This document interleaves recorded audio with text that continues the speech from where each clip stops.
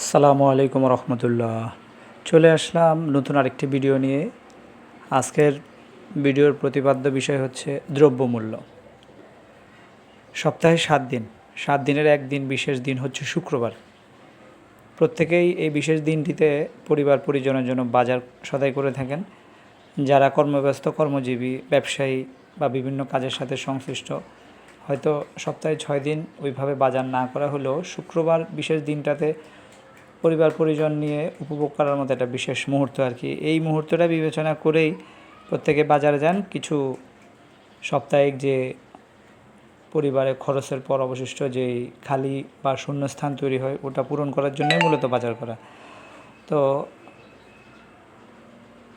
ছোট্ট পরিসরের মধ্যেই অল্প এবং সীমিত পরিসর বা সীমিত আয়ের মানুষ যারা, তারা হয়তো 500 বা 1000 টাকা নিয়ে বাজারে যান।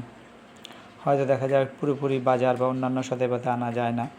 2000 টাকা নিয়ে বাজারে গেলে আজকালকার যেই বাজার এবং দ্রব্যমূল্যের যেই দাম, এই দামে 2000 টাকার বাজার করতে গেলে ঘাম তো বের হয়ই, পাশাপাশি মাথায় থাকে টেনশন যে সব কিছুকে কিনা হলো, প্রশ্ন আসে 2000 টাকা নিয়ে বাজারে যাওয়ার পরে কী পরিমাণ সদাই বাজার থেকে পেলাম এবং কিনতে পারলাম, সেটাই আজকের ভিডিওতে তুলে ধরলাম।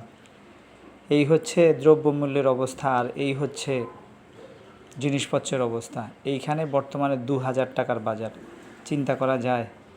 সুতরাং যারা কর্তৃপক্ষ আছেন, দয়া করে পকেটের চিন্তা না করে মানুষের চিন্তা করেন। ভালো থাকবেন, সুস্থ থাকবেন। আসসালামু আলাইকুম।